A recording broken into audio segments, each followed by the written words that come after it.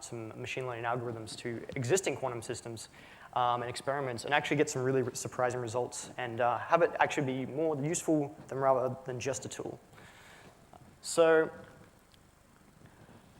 this, I like to throw this slide up for a number of reasons. First of all, a lot of people don't actually know that Canberra is the capital of Australia and not Sydney, but you only ever hear about Sydney. So this is actually where all the governments and politicians and defense is. So this little circle I've drawn out here is an optimistic view of, with current tech, how far we could potentially send entangled states for quantum communication purposes. So basically what I'm interested in is quantum communication, QKD, all those kinds of things, right? Which is sort of a big area of quantum technologies that we haven't really talked about in this conference. There's been a lot of sort of focus on computation and building quantum computers, but of course at some point you're going to have to actually start getting these things to talk to each other and transmit quantum information. So what do you do when you want to get to that point? So the sort of running joke about setting up a quantum network in Canberra is that you can communicate with these areas here, which is primarily filled with sheep, right? So that's fine if you want to communicate with sheep, but it poses a big problem for Australia in that we can't even talk to one of the major population centers in Australia. And we have, obviously, a lot of other places in Australia that we just can't talk to. Like, this is only one section of it. So unless your sheep are going to start doing quantum optics, and I really don't think so. For anyone who's worked with sheep in the past, and I have, they are possibly the stupidest animal you'll ever come across. So that's really not going to be a viable option for this. So instead, what we can start to look at doing is setting up quantum repeater networks. So my research at the ANU is primarily focused on quantum repeaters and quantum memories. So instead of just having a straight line of communication between at some point, right? Like you would with a phone. So when you make a phone call to someone, your phone is not connecting to the other person's phone directly, right? It's not a point-to-point connection. You go to some tower, they have a lookup table there, they look up in a registry. Is this person in my network? No, okay, let's go look somewhere else, right? So in the same way that you have classical repeaters, we can start to think about setting up quantum repeaters. Now, the way that I do this is in cold atoms, right? So these are my cheeky little cold atoms over here in my magneto-optical trap. Right? And basically, we can do not only quantum repeater applications in systems like this, but we can actually start to think about doing information processing applications. So we have coherence times of about 5 to 10 milliseconds, depending on how cold our atoms are. And that's simply limited by how long it takes them to fall out of the bottom of the trap. Right? We also have a really high efficiency memory. So we actually hold the record for the highest efficiency recall of a quantum state at 87%. So we can efficiently map photons into our cold atoms and then recall them at a later time. So to do this high efficiency, you can basically show that you can actually get 100% efficiency with our system. But what that requires you to have is an infinite optical depth, right? So the optical density of these atoms, as it goes to infinity, your efficiency goes to 1. Now, the way that we primarily do these kind of experiments is what's known as laser cooling, right? So we start with a thermal gas, and we trap all of these atoms via this process. And that's really our sort of control knob for these experiments, right? And this is what I sort of set out to optimize, right? I want to get a higher optical depth so that I can actually start to store more quantum states, do more interesting things. I can start to implement quantum gates inside the memory on my stored states and do all kinds of interesting things. So for those who aren't familiar with laser cooling, I'm going to give a really quick background here, and I will give the disclaimer that this is a nice simplified picture. It's not quite what's going on, but it's pretty close, right? So I have some atom, and it's got some velocity v, right? And that's just given by your thermal state of your atoms. It's going to be a Boltzmann distribution, and they're just going to be chilling around near vapor. Now, if I want to cool these guys down, what I can do is I can apply a coherent laser beam in all directions, right? So if I want to create a 3D trap, I apply it in every spatial direction, so I can just have 3 perpendicular beams. Now, what happens is I preferentially absorb photons from the direction that I'm moving if I set up my beams correctly, right? And that has to do with detunings and polarizations, but they're technical details. But just accept that I can absorb photons in the direction that I'm traveling. Now, what happens is when I absorb these photons, I scatter. and I scatter in some random direction, right? Some arbitrary direction in my 4π radius, right? Now, what that means is that I end up with an effective frictional force. So now my force that my atom feels undergoing laser cooling is proportional to the velocity, right? And this is just the basis for Doppler cooling. Now, I can start to talk about this process in terms of things that I know about my ensemble. So I can talk about things like the friction coefficient, I can talk about equilibrium temperature, density scaling, scattering cross-section of the atoms. All of these things are things that I can talk about from a semi-classical perspective. Now, I don't want you to interpret these equations because it's Friday, so who wants to do that? Instead, what I want you to look at here is that for certain parameters of my trap, for example, the trapping field detuning, so how detuned I am from a particular state, and my magnetic field strength, all of these equations have this interesting coupled structure. And even if the parameter isn't directly shown here, it in some way affects my trapping dynamics, right? So it's a very complex system. And on top of that, I also have repump, which is another parameter that we need to control. So basically, while I'm undergoing this trapping process on a particular hyperfine transition, if I don't have any repump, I basically just scatter everything down into a different state, usually the ground state in our case. And obviously that's no good, right? So I can cool for as long as it takes me to optically pump everything to a particular state. If I want to make things colder, then I have to add a repump beam. Right? And all that does is basically a population shuffle from the ground state back into an excited state, which will scatter down into the state that my trapping actually addresses. So these are the main parameters that I want to be working with and I want to start to optimize, start to thinking about.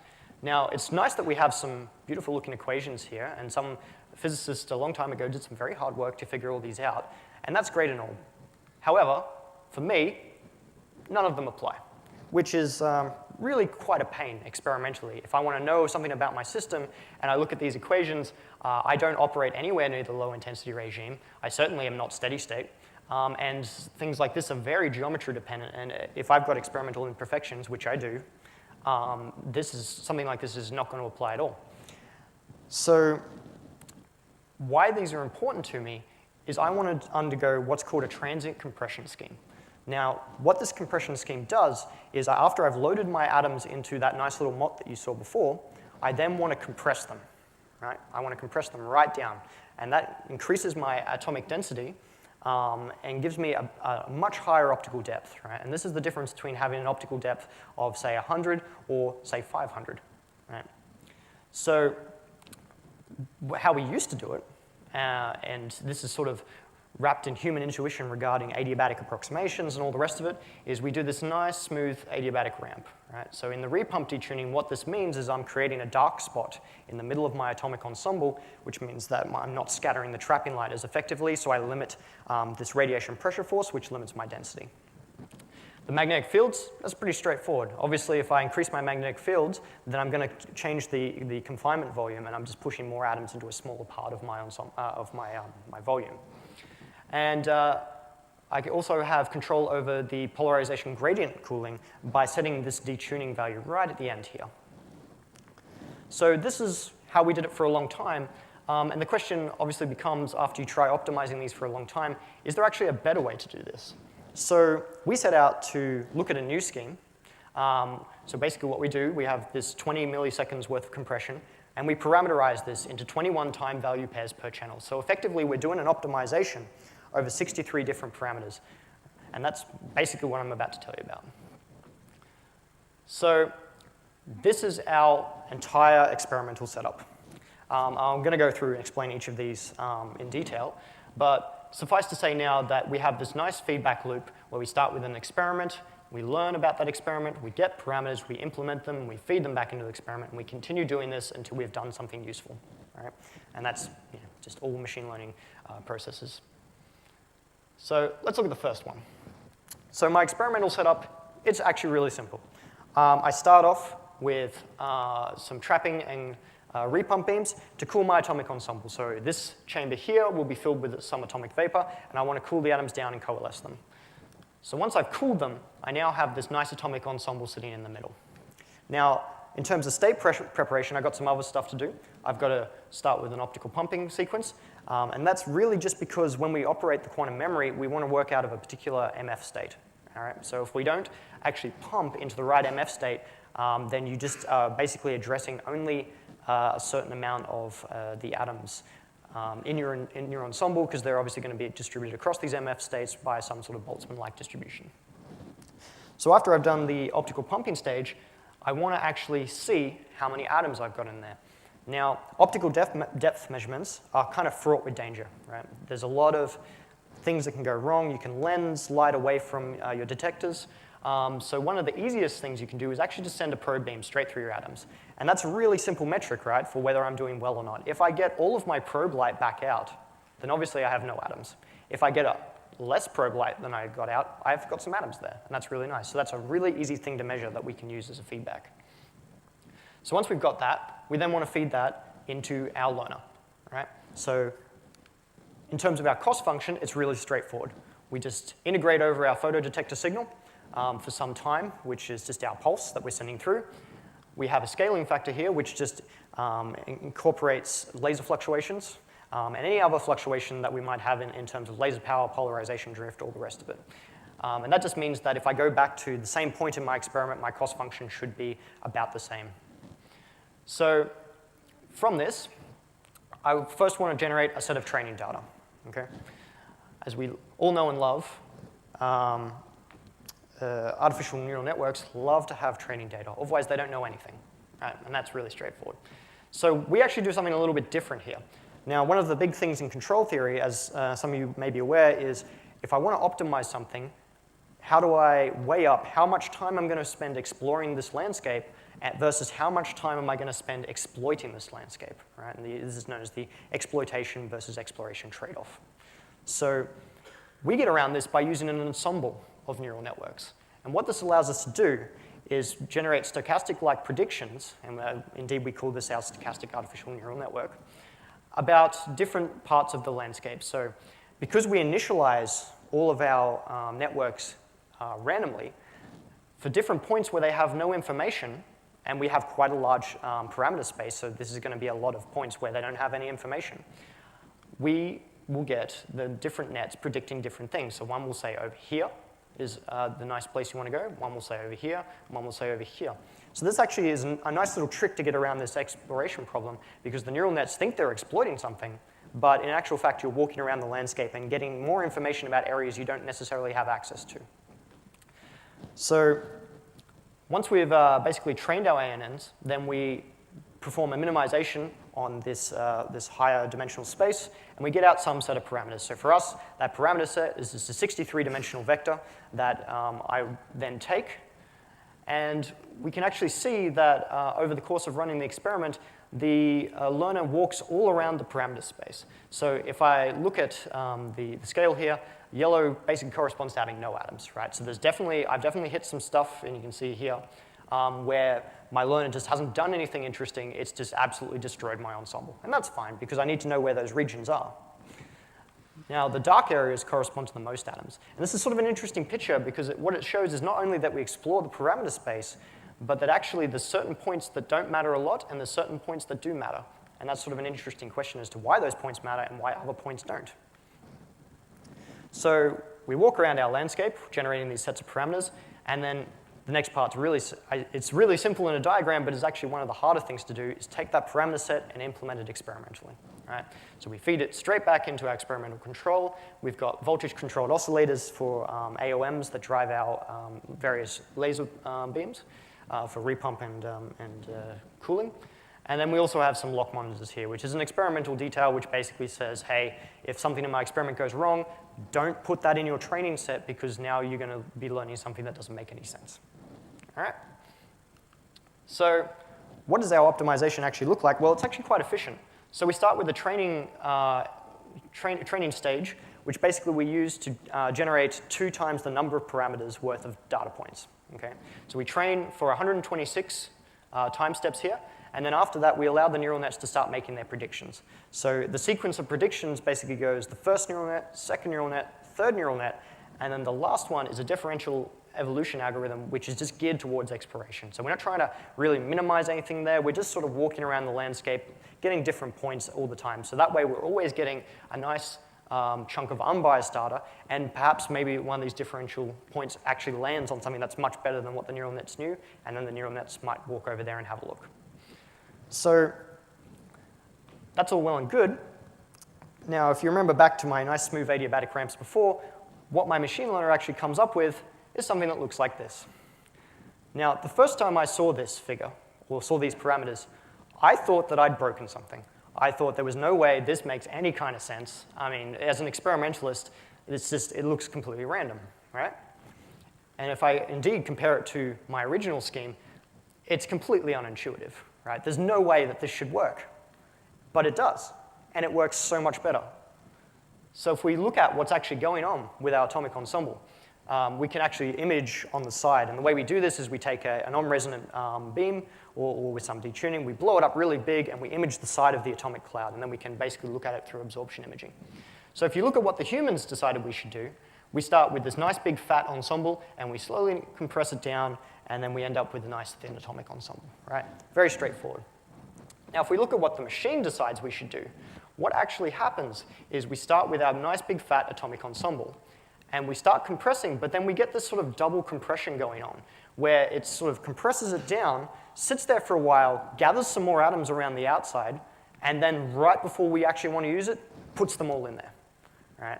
And this is sort of analogous to those packing methods that you think of, right? So the analogy that my supervisor liked to use is you've got a box full of those little foam packing peanuts, the ones that everyone hates, and you want to put something in there, so you put it on top, and you sit there and you shake it about a bit, and then eventually it settles, and everything is nice and packed, right? And then packed in there just nicely as you want it. Now, I'll say that we don't know that that's what's happening. Right? That's my best guess at this point, because probing these dynamics is actually really complex. And that's sort of the whole reason we set out to do this optimization study, is to just do it in a way where I don't necessarily care about the dynamics, but I want to use them. However, it is very interesting that it's come up with this particular non-adiabatic solution. So these images here aren't calibrated for optical depth, but these guys are. So you can actually see that the human solution is very bumpy and kind of rough, whereas the machine solution is kind of filled in these gaps here.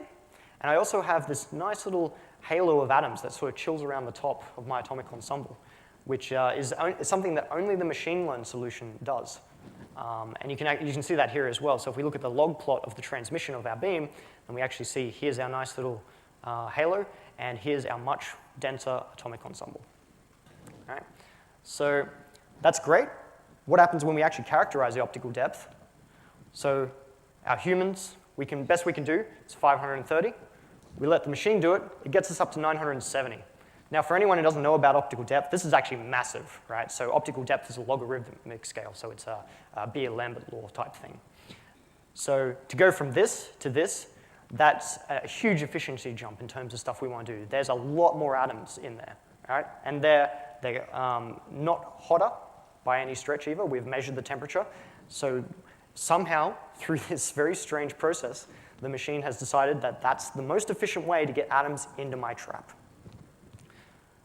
So to sort of conclude here, when I was thinking about how to summarize what we've done for this conference, I thought it's kind of nice that we've got these two different fields sort of coming together. So you can draw two sets of conclusions depending on whether you're working in a machine learning context or whether you're working in an experimental context. So depending on which hat I put on, depends on what I think the most interesting thing is. However, sort of a common goal I think we can all sort of achieve in the short term is that both methods, it's very interesting that possibly we found some new physics here, right? It's important to remember that none of those conclusions, that hard switching on and off of the parameters, was ever predicted by any theory, right? We have no idea why this works at the present time. We're going to try and find out, but at current, we don't really know why.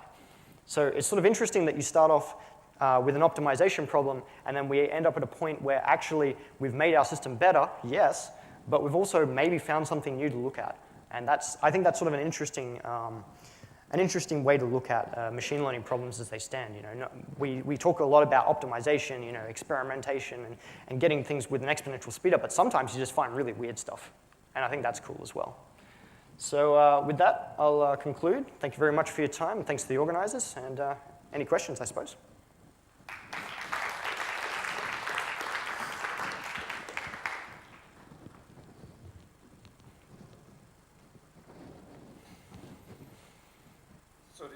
compare you compare you to quantum machine learning, but do you compare you to machine learning to the sheep? I should. I'm a lot colder, so maybe that counts. Great. So, Aaron, the adiabatic slopes that you would normally use, you have a lovely theory model for that. Yes. Looking things on the left there, and put those into an ideal model to see what happens? Well, so the interesting thing about cold atom dynamics is that at this level, for the transient regime, there's no really complete model. Right. Especially for the regime that we work in. So if you work in traps where you're working on dipole forbidden transitions, so obviously your transition, your scattering rate is very, very low compared to what you're actually doing, then you can start to model things like that. But we are running in a regime where we've got such high densities, such high powers, that it's really, really hard to model them. The numerics are prohibitive, I yeah, guess. it's basically, and that's why we set out to do this, right? Because Okay. it's just so prohibitive to try and sit down and work this stuff out. So instead, maybe we can just control it from a higher level and do something useful. If you look at the difference between things, does that tell you something about the non-linearities you've got in your actual experiment? Possibly. So it definitely tells you something about the experiment. Exactly what that is sort of a tricky question. So a nice little anecdote I actually have at the end here is that originally my solutions looked like this, right? And this was when we were getting optical depths of about 140 with the human ramps, and then when we measured them after the machine learner, we got about 450. And what I actually discovered not long after doing this is that one of the solid state relays that dumps the current out of the magnetic field coils was broken. And the machine just like worked around it and was like, hey, actually your experiment's broken, but I'm going to do this different thing, and I'm going to make it work anyway. So I actually had no idea for about 2 months that something in my experiment was broken because it just made it better than I was doing anyway. You know? So there's a lot of dynamics in both the experimental setup, the atomic setup, and everything that is all wrapped into something very complex here that's kind of hard to tease apart. And it becomes a question of time. Do I spend 4 years trying to figure out why this works, or do I accept that it works and then go do something useful? Hey, that's machine learning for you. Exactly. It solves it, but you don't know how. More questions for Hunter.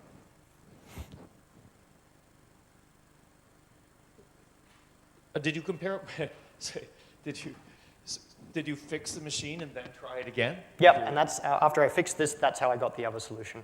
So I see. So when you fixed it, the human one got 3 times better. Or something. yep, so the human one was now 500, and then the machine got this one, which is the 900. Okay. Yep. Yeah. What do you think is the limit to this kind of method? How much better do you think it might get if you were to do this to all aspects of your experiment? So that's sort of a thing that we're looking at the moment. So there's some hints about, and this is sort of something I want to look at in future work, that we can start to do some more recurrent methods because there is a time dependency here. We can start to basically put the loading phase and the compression phase into a single thing, get it to run recursively, and then generate ensembles that are thicker than that. And so there's sort of 2 directions. You can optimize everything that you already have, or you can take what we have now, look at why something worked, sort of semi-empirically, and then try that direction and make it better. So it's really hard to say. We're just sort of scratching the surface of what we can do with these techniques. And the next thing I want to apply this to is the actual memory algorithms themselves. So we'll actually be operating directly on quantum storage and efficiencies regarding that. Great. So if there are no more questions, I say let's thank Aaron again. Let's close the session.